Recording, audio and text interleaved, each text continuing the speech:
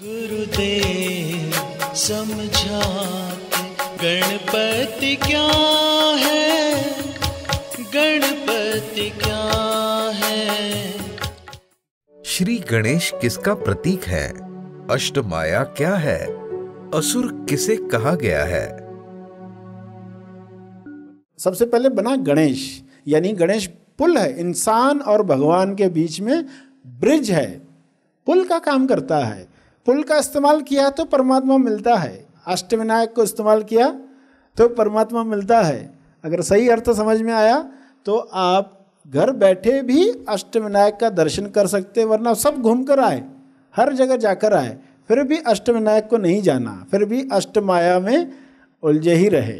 अष्टमाया यानी 8 अंगों वाली माया। मैं मेरा मुझे, तू तेरा तुझे, वह उन्हें। आपने 8 शब्द सुने, कैसे हमारे अंदर ये माया है और असुर जो है किस तरह काम करते हैं। तो गणेश के हर चेहरे के साथ अष्टविनायक यानी 8 गणपतियां स्थापित की गई है। तो हर कहानी में क्या दिखाया गया? एक राक्षस था, शिवजी भी लड़ नहीं पा रहे थे, गणपति को बुलाया गया, उन्होंने मार दिया। तो ये त्रिपुरासुर है। त्रिपुरासुर है, 3 पार्ट है उसके, यानी हमारा तोलू मन। तोलू मन की बात है, जब भी राक्षस की बात है तो वो तोलू मन की बात है। तोलू मन किससे भरा हुआ? किन 3 चीज़ों से भरा हुआ है? वो इच्छाओं से भरा हुआ है। कितनी सारी इच्छाएं जगती रहती है, खत्म होती दूसरी जगती है। तोलू मन किससे भरा हुआ? मान्यताओं से भरा हुआ, मानकर बैठा है, ये दिन पर ये खाया तो फला भगवान नाराज हो जाएगा, इस तरह शनि देवता नाराज होते हैं, इस तरह प्रसन्न होते हैं। ऐसी मान्यताएं कूट कूट कर भरी है। लोग उस तरह के वस्त्र पहन नहीं पाते इस दिवस को, उस दिवस पर बाल नहीं कटवा पाते, इतनी मान्यताओं से भरा हुआ। ज़्यादा हंसेंगे तो बाद में रोना पड़ने वाला है, ऐसी ऐसी मान्यताएं रखकर वो हंस भी नहीं पाते। हंसते भी तो अंदर डर रहता है, ज़्यादा हंस रहे कुछ गड़बड़ ना हो जाए। तो मान्यताओं से भरा हुआ मन है और विकारों से भरा हुआ, गुस्सा है, कंपैरिजन है, ईर्ष्या है, द्वेष है, नफरत है, इलविल है, मत्सर है, ये सब चीजें जो भरी हुई है, अहंकार है, डर है, ये सब चीजों से भरा, यानी विकारों से भरा, ये 3 चीजों से भरा हुआ त्रिपुरासुर। और फिर गणेश उसको मारते हैं, यानी क्या करते हैं? तोलू मन की मृत्यु। गणेश श्राप देंगे तो किस लिए देंगे? चांद को लोग देखेंगे नहीं, गणेश चतुर्थी को उसमें चांद को देखने वाले नहीं है।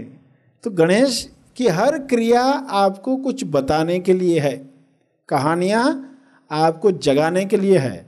फिर अगला विघ्नासुर है। विघ्नासुर कैसा है? जो वैदिक धर्म को नष्ट कर रहा है, सभी भगवान कोशिश कर रहे हैं उसको मारने की। वर ले लिया होगा सूर्य देव से, फलां देव से, और फिर वो हमेशा जिंदा रहेगा। तो गणेश आएंगे, अंत में वही उसको मार पाएंगे। तो विघ्नासुर को मार दिया तो विघ्नेश्वर हो गए, फलां राक्षस को मारा तो मयूरेश्वर हो गए। एक एक नाम बनते गए। कितने नाम आ गए? 8 नाम आ गए, मगर हर नाम के पीछे कोई बात समझाने का प्रयास है। विघ्नहर्ता कहते हैं, महागणपति कहते हैं, हर शब्द के साथ कुछ बताया जा रहा है कि कैसे विघ्न दूर होते। तोलू मन तीनों बातों से मुक्त होता है, इच्छाओं से, विकारों से, मान्यताओं से। तो कैसे सारे विघ्न दूर हो जाते हैं, रुकावटें दूर हो जाती है। तो ऐसी कहानियाँ, ऐसे असुर, 8 असुरों को मारा गया। आज ये सब बातें सुन रहे थे ये बताने के लिए कि हम अगर सच्चे गणेश भक्त है तो किस तरह काम करेंगे। शिव है तो शिव कौन है? त्रिदेव है तो वो कौन है? त्रिलोकीनाथ है तो वो कौन है? और त्रिलोकीनाथ भी राक्षस से लड़ नहीं पा रहा, यानी क्या है? तोलू मन शिव के ऊपर भारी कैसे हो जाता है? एक बादल सूरज को कैसे ढक देता है? फिर कोई तो चाहिए उसको हटाने के लिए, फिर कोई तो चाहिए उस राक्षस को मारने के लिए। तो गणेश का निर्माण किया गया। तो हम अपने आप से पूछें कि गणेश हमारे जीवन में काम कर रहा है क्या? हमारे असुर मर रहे हैं क्या? तो अभी आप देखा जाए तो अभी मुस्लिम बांधव लोग वो जनरली ऐसे जो संगठनाएं होती है वहाँ पे आने से कतराते हैं, क्योंकि कहते हैं कि ये किसी धर्म के ओरिएंटेड होगा, ये होगा वो होगा। मुझे भी वो ज्वाइन करने से पहले यही भावना थी कि हाँ किसी धर्म ओरिएंटेड होगा, या तो तभी कोर्स के समय ही पता चला कि हाँ ये कम्प्लीटली डिफरेंट है, कुछ तो ये अलग ही है।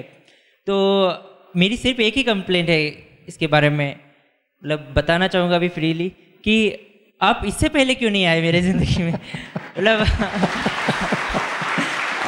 अभी तो मैं 25 साल का हूँ, तो 1/3 मेरा लाइफ तो ख़त्म हो गया है। देखो आप ऐसे बोलेंगे तो बाकी लोग क्या कहेंगे। तो मतलब 1/3 लाइफ तो ऐसे ही दिशाहीन घूमते हुए ख़त्म हो गया। तो हाँ यही एक कंप्लेंट थी। बाकी मैं काफ़ी मतलब ये तो बाकी का जो प्रवचन हुआ वो भी इम्प्रेस हुआ, बट मुझे ये अच्छा लगा कि आपके जो इस्लाम के बारे में विचार थे, जो एक स्पेशल प्रवचन दिया गया, वो सुन के तो मतलब मुझे खुद ही मतलब उसके बारे में खुद ही जानकारी प्राप्त हुई। ये जो हज करना है, रोज़ा करना है, मतलब जो है एक तरीके का अलग सा फीलिंग हो गया कि हाँ यही मेरे तेज गुरु हो सकते हैं। यस। इस वीडियो को लाइक और शेयर जरूर करें। साथ ही अपने अभिप्राय हमें कमेंट करके जरूर बताएं। हमारे हैप्पी थॉट्स तेज ज्ञान और सर श्री तेज ज्ञान चैनल को आज ही सब्सक्राइब करें और लेटेस्ट अपडेट्स सबसे पहले पाने के लिए बेल आइकन को दबाएं। धन्यवाद।